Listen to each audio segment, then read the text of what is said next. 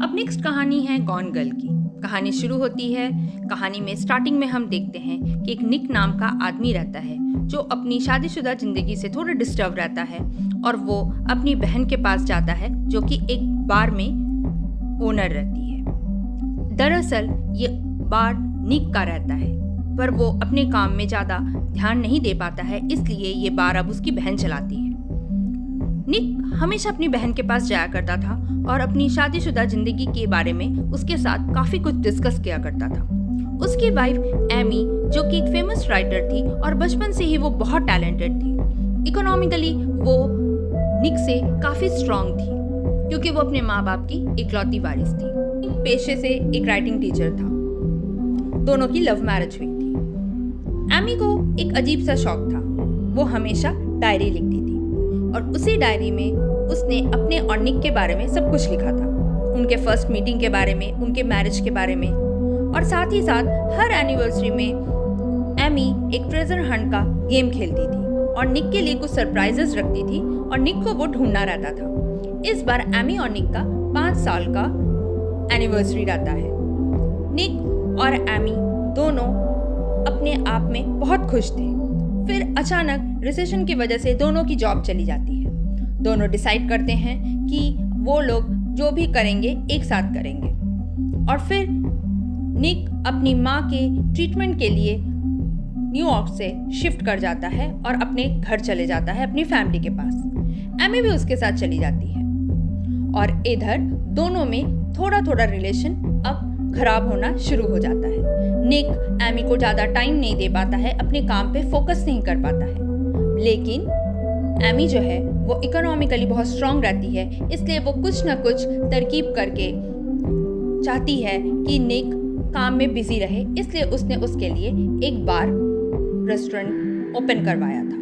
पर निक ज़्यादा टाइम उस बार पे नहीं दे पा रहा था। वो अपने काम पे बिल्कुल ध्यान नहीं दे पा रहा था और इस वजह से निक और एमी का रिलेशन धीरे धीरे खराब हो रहा था। एमी निक को जॉब करने के लिए और उस पर फोकस करने के लिए बोलती है और बेबी प्लान करने को बोलती है, पर निक बिल्कुल तैयार नहीं होता है क्योंकि अभी वो मानसिक रूप से बिल्कुल रेडी नहीं था बच्चों के लिए। दोनों में बहुत झगड़ा होता है और एक दिन निक एमी को धक्का देकर नीचे गिरा देता है और उस दिन से एमी को ऐसा फील होता है कि उसे निक से डरने की ज़रूरत है। फिर धीरे धीरे निक और एमी में बहुत ज़्यादा डिस्टेंस पैदा हो जाता है।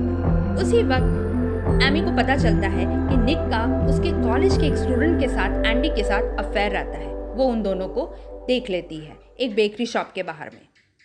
उसके बाद धीरे धीरे एमी निक से बिल्कुल दूर हो जाती है।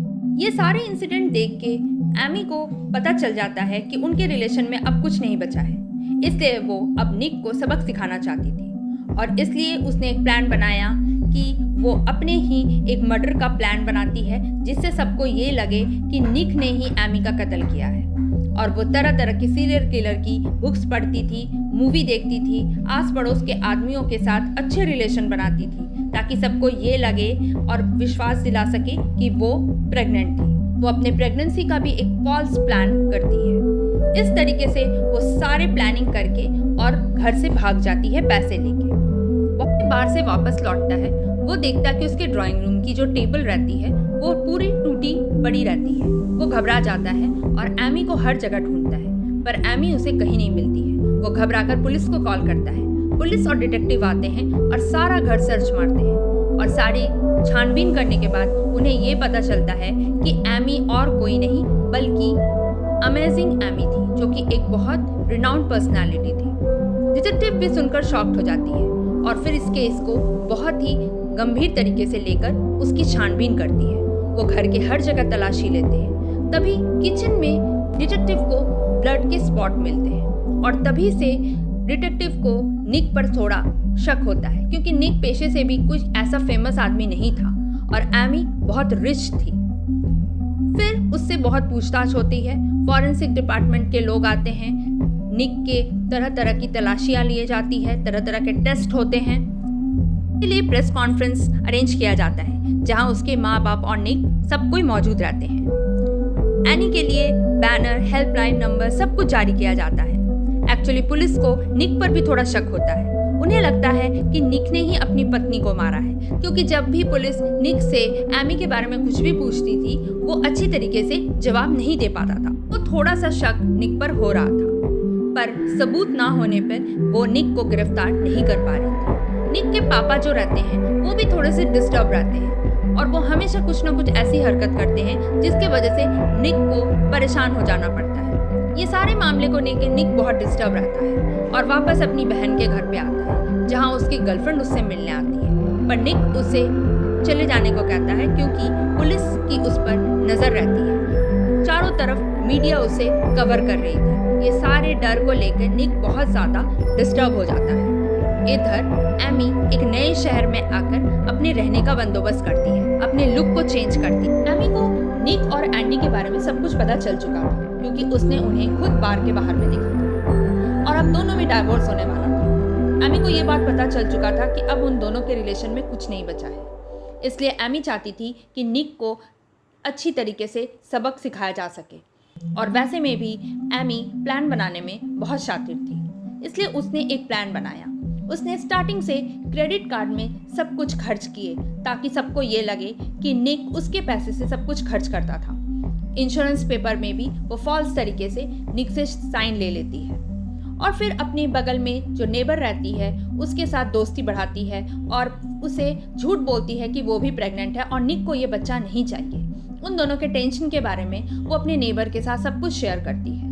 फिर एक दिन उसकी नेबर उसके घर पे आती है। जब उसका वॉशरूम यूज करती है, एमी उसका टॉयलेट कलेक्ट करके अपने फॉल्स प्रेगनेंसी का नाटक करती है। फिर किचन में एक सिरिंज की मदद से अपना खून फर्श पर फैला देती है और साफ करते वक्त कुछ निशान छोड़ देती है। फॉरेंसिक का रिपोर्ट आता है और ये साबित हो जाता है कि एमी प्रेग्नेंट रहती है। और जब पुलिस निक को ये प्रेगनेंसी का रिपोर्ट के बारे में बताती है तो निक इसे मानने से बिल्कुल मना कर देता है, क्योंकि उन दोनों के संबंध अच्छे नहीं थे।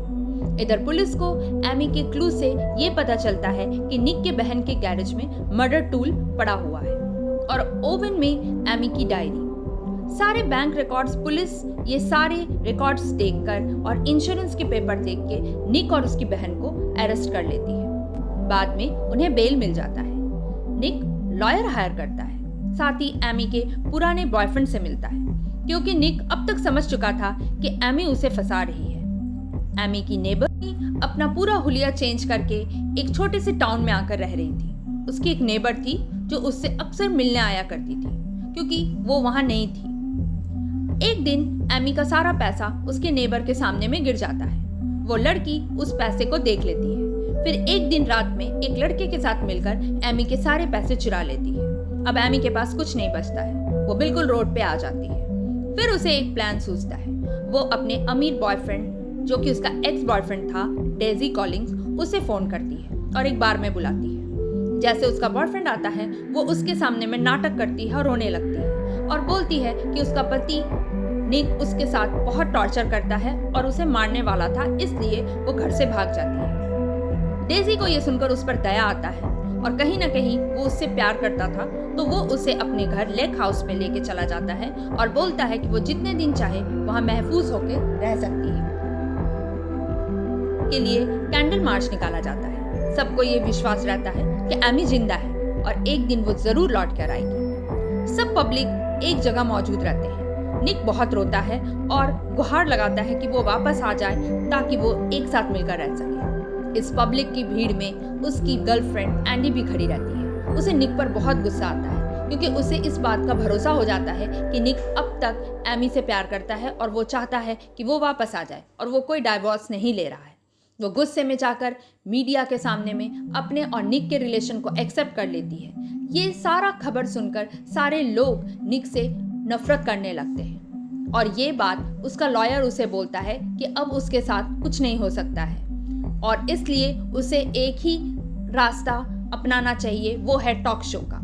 अगर टॉक शो के जरिए वो ये सबको मैसेज देता है कि वो अपनी बीवी से बहुत प्यार करता है, तो शायद ये वीडियो देखकर उसकी वाइफ वापस आ जाए।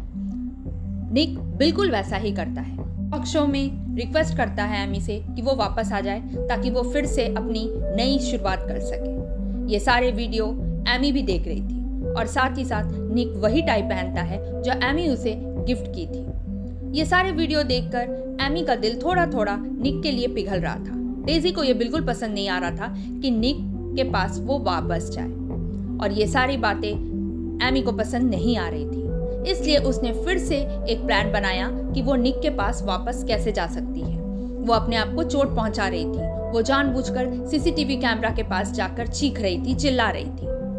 डेजी जैसे रात को घर आता है, वो उसे सिड्यूस करती है और डेजी का मर्डर कर देती है और जख्मी हालत में अपनी घर वापस चली जाती है। जब उसे हॉस्पिटल में एडमिट करते हैं और होश आने के बाद पुलिस बयान लेने आती है। एमी से सवाल पूछती है कि वो इतने दिन कहाँ थी।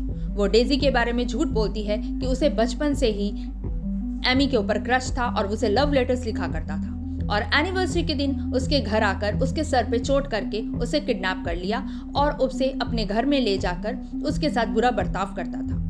और ये सारी बातें पुलिस को भी यकीन हो रही थी, लेकिन जो डिटेक्टिव थी उसे स्टार्टिंग से इस केस के बारे में सब कुछ पता था और कहीं ना कहीं उसे लग रहा था कि एमी कहानी बना रही है। और जब उससे वो ज्यादा सवाल पूछ रही थी तो एमी बेहोश होने का नाटक कर रही थी। घर पे आकर निक उससे पूछता है कि आखिर उसने डेजी का कत्ल क्यों किया। तब एमी उसे बताती है कि वो ये सब कुछ उसके पास वापस आने के लिए कर रही थी। जब निक उसे बोलता है कि उसके साथ उसे नहीं रहना है और उसे डाइवोर्स चाहिए, तो वो उसे बताती है कि वो प्रेग्नेंट है। निक बहुत गुस्सा हो जाता है और वो नहीं मानता है कि ये बच्चा उसका है। तब वो उसे बताती है कि वो उसका सेमेन चोरी कर कर अपने बॉडी में इम्प्लांट कर ली थी और जिससे उसके पेट में उसी का बच्चा है। निक बहुत गुस्सा हो जाता है और बहुत फ्रस्ट्रेट हो जाता है ये सोचकर कि उसे अब पूरी जिंदगी एमी के साथ रहना है। एमी उसे बोलती है कि वो उसे सपोर्ट करे, नहीं तो अच्छा नहीं होगा। कहीं ना कहीं निक भी अब एमी से डरने लगा था, क्योंकि एमी अब एक साधारण लड़की नहीं रह गई थी और वो समझौता करके अपने रिलेशन को लेकर आगे बढ़ने के बारे में तय कर लेता है। और यही थी गॉन गर्ल की कहानी। Thank you, thanks for watching.